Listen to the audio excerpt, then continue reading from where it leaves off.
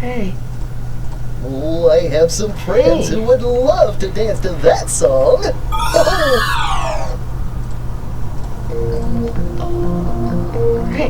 The first day of school, my teacher said, "Why don't you draw a picture for your parents?"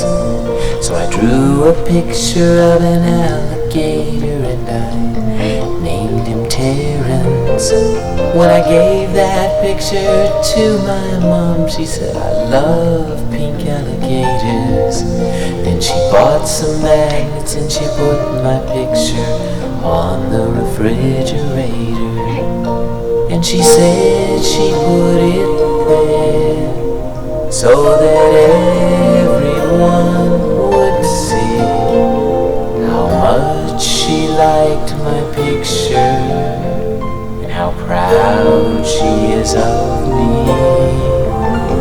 Now when the teacher asks me why a drawing takes so long, I said, 'cause it's a refrigerator picture for my mom. Refrigerator picture for my mom.